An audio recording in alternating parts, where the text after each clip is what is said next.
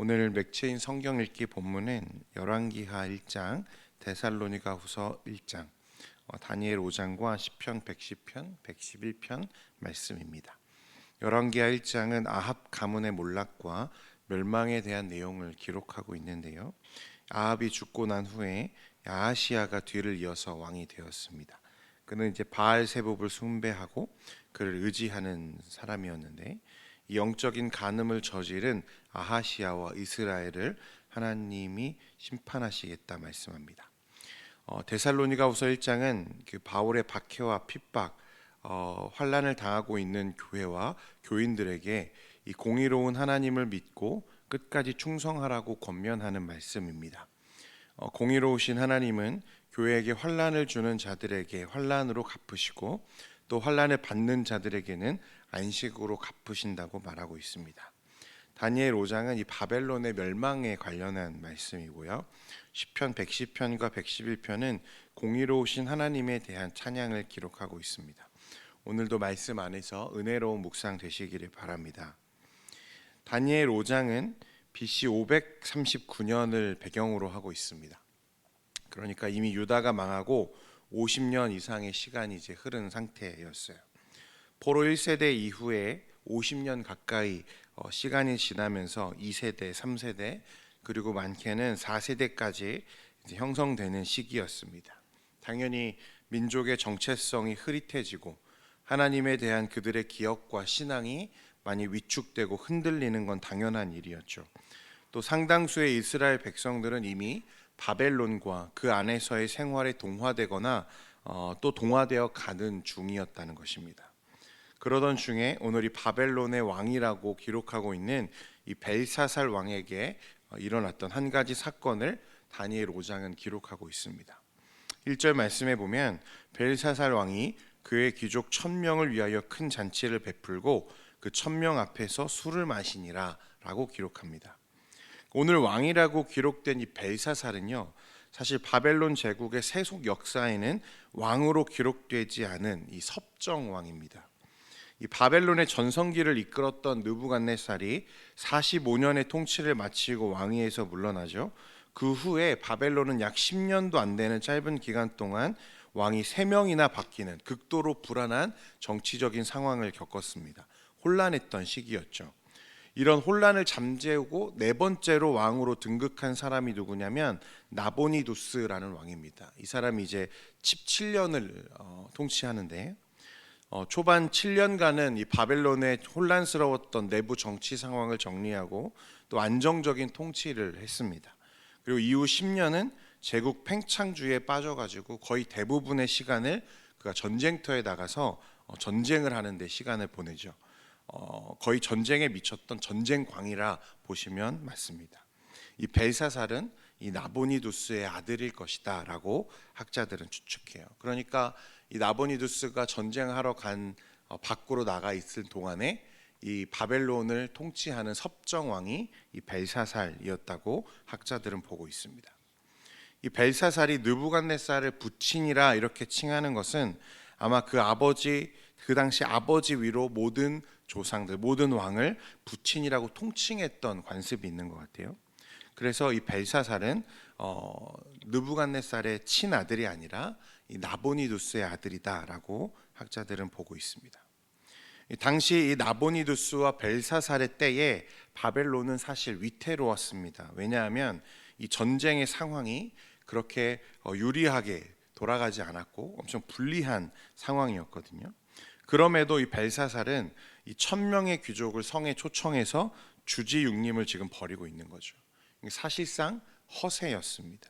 상황은 불리하고 위태롭지만 우리 바벨론의 역사와 강함은 영원할 것이라고 믿는 그의 교만과 허세에서 비롯된 연회가 지금 성 안에서 벌어지고 있는 거죠. 이제 말씀해 보십시오. 2절 말씀에 벨사살이 술을 마실 때에 명하여 그의 부친 느부갓네살이 예루살렘 성전에서 탈취하여 온 금, 은 그릇을 가져오라고 명하였으니 이는 왕과 귀족들과 왕후들과 후궁들이 다 그것으로 마시려 함이었더라. 이 벨사살은요, 교만한 사람이었습니다. 성경은 그렇게 그를 판단하죠. 그는 자신을 과시하고 드러내기를 좋아하는 사람이었어요. 그래서 1000명의 귀족을 불러서 잔치를 벌이면서 말씀해 보니까 느부갓네살이 유다를 함락시킬 때 그 성전에서, 예루살렘 성전에서 탈취해 왔던 그 문 그릇을 가져오라고 말합니다. 그리고 성전 기물을 가져다가 모인 사람들과 함께 그 한 잔의 술잔을 기울이는 이 불경건한 일에 사용한다는 거예요. 이에 대해서 23절 말씀에 이렇게 평가합니다. 도리어 자신을 하늘의 주제보다 높이며 그의 성전 그릇을 왕 앞으로 가져다가 왕과 귀족들과 왕후들과 후궁들이 다 그것으로 술을 마시고 왕이 또 보지도 듣지도 알지도 못하는 그 문 구리 쇠와 나무 돌로 만든 신상들을 찬양하고 도리어 왕의 호흡을 주장하시고 왕의 모든 길을 작정하시는 하나님께는 영광을 돌리지 아니한지라. 여러분, 많은 사람들이 이 말씀을 보면서 의아해하는 부분이 하나 있습니다. 물론 이 벨사살이 하나님의 성전 그릇을 가지고 이런 불경건한 자리에 불의한 목적으로 사용하는 것은 매우 잘못된 행동이 맞지만, 말씀은 하나님께 영광을 돌리지 않는 그의 불신앙을 책망하고 있다는 것입니다. 그는 이스라엘의 왕이 아니잖아요. 바벨론은 세속 국가이고 또 당시 패권 국가입니다. 그런 벨사살 왕은 이 자신의 속국이었던 이스라엘의 하나님을 경배할 이유가 사실은 전혀 없는 거죠. 그런데 말씀은 그가 하나님께 영광을 돌리지 않은 것을 이 책망의 이유로 말씀하고 있다는 거예요. 성도 여러분, 사람들은 하나님께서 이스라엘의 하나님 또는 교회의 하나님이다라고 많이들 생각합니다. 그래서 하나님은 이스라엘과 그의 백성들, 그의 교회를 통해서만 영광을 받으신다고 믿는 거죠. 이것은 엄청난 착각입니다. 교부였던 이 어거스틴은 우리에게 말한 것처럼 사실 이 세상에 존재하는 두 도성, 이 세속 국가와 이 하나님의 나라, 이 두 도성은 모두 누구의 것입니까? 하나님의 것입니다. 하나님은 이스라엘의 하나님이며 동시에 이 모든 세상의 역사를 주관하시는 창조주 하나님이시라는 거예요. 이 세상에 존재하는 모든 나라와 권력은 하나님이 그들에게 잠깐 맡기신 것뿐이라는 것입니다. 오늘 22절 말씀에 여러분 한번 보십시오. 스크린 보고 한번 같이 읽겠습니다. 시작. 벨사살이여, 왕은 그의 아들이 되어서 이것을 다 알고도 아직도 마음을 낮추지 아니하고. 뭐라고 말합니까? 다니엘은요, 벨사살 당신이 이 같은 사실을 알고도라고 말했습니다. 그러니까 이 사실, 하나님이 당신의 진정한 주인이시고 만왕의 왕이심을 당신이 알았다, 이렇게 얘기하는 거예요. 여러분, 어떻게 할까요? 여러분, 그가 부친이라고 부르는 바벨론의 이 느부갓네살 왕이 치세 말에 어떤 일을 겪습니까? 그의 자아가 상실되고 수년 동안 마치 짐승처럼 기어다니고 풀을 뜯어먹는 이 비참한 시간을 이 느부갓네살이 보내죠. 그러다가 어느 날 갑자기 다시 그 이성과 자아가 돌아옵니다. 그의 총명이 회복되는 거죠. 회복된 느부갓네살이 뭐라고 고백합니까? 다니엘 4장 36절과 37절에 기록하는데 말씀해 보십시오. 그때 내 총명이 내게로 돌아왔고 또 내 나라의 영광에 대하여도 내 위엄과 광명이 내게로 돌아왔고 또 나의 모사들과 관원들이 내게 찾아오니 내가 내 나라에서 다시 세움을 받고 또 지극한 위세가 내게 더하였느니라. 그러므로 지금 나 느부갓네살은 하늘의 왕을 찬양하며 칭송하며 경배하노니 그의 일이 다 진실하고 그의 행하심이 의로우심으로 교만하게 행하는 자를 그가 능히 낮추심이라. 여러분, 이것이 당시 전 세계를 호령하던 바벨론 제국의 황제가 한 고백인 것입니다. 느부갓네살의 고백이었어요. 그리고 이 사건과 이 고백을 벨사살이 몰랐을 리가 없습니다.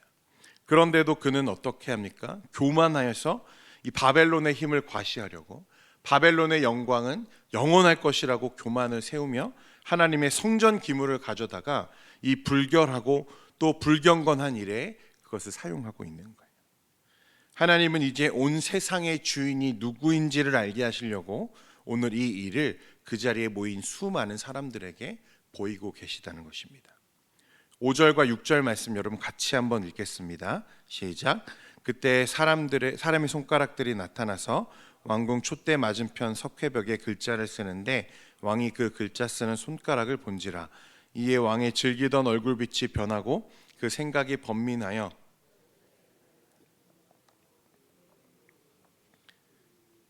한참 분위기가 이제 무르익어 가고 고조되어 가는데 갑자기 한쪽 벽 허공에 손가락들이 나타났습니다.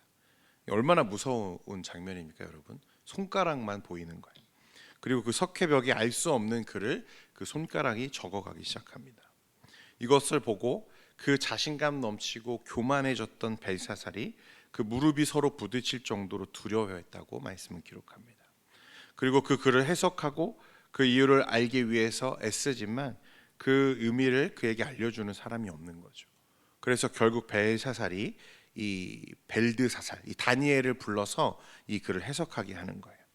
이 다니엘의 기록이, 다니엘의 그 말이 25절부터 28절까지 기록되는데 제가 읽어드리겠습니다. 기록된 글자는 이것이니 곧 메네 데겔 우바르신이라. 이 글을 해석하건대 메네는 하나님이 이미 왕의 나라의 시대를 세워서 그것을 끝나게 하셨다 하미요, 데겔은 왕을 저울에 달아보니 부족함이 보였다 하미요, 베레스는 왕의 나라가 나뉘어서 메대와 바사 사람에게 준 바 되었다 함이니이다 하니. 이 벨사살은요, 이 엄청난 하나님의 권위와 능력 앞에 머리를 조아리지 않을 수 없었습니다. 그는 다니엘에게 자색 옷을 입혀주고 그의 해석이 옳다, 네가 한 말이 옳다라고 인정합니다. 뭐라고 해석했습니까? 이 바벨론은 이제 끝났다는 거예요.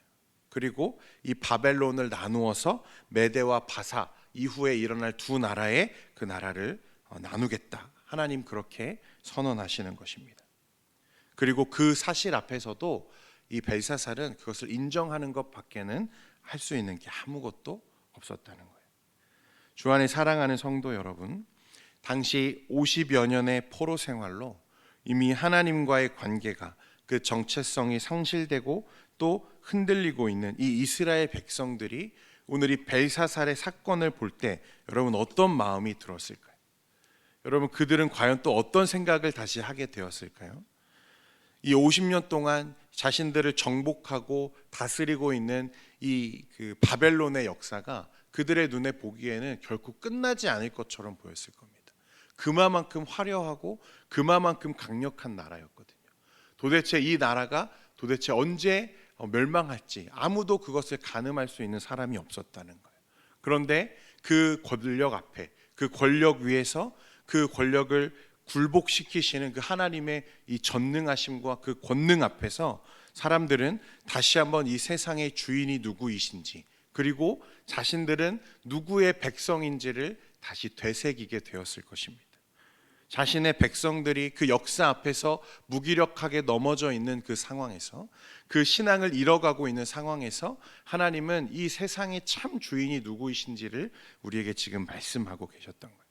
그들은 이 상황을 보면서 하나님 앞에 머리를 조아리는 벨사살을 보면서 과거 자신들을 애굽에서 건지셨던 전능하신 하나님을 다시 그들은 떠올리고 되새기게 되었을 거예요. 사랑하는 성도 여러분, 이 세상의 참 주인이 누구이십니까? 여러분 이 세상을 정복하고 다스리는 저 권력자들입니까? 하나님은 이스라엘의 하나님이시지만 여러분 또한 이 온 세상의 주인이십니다. 그리고 그분이 우리 아버지이세요.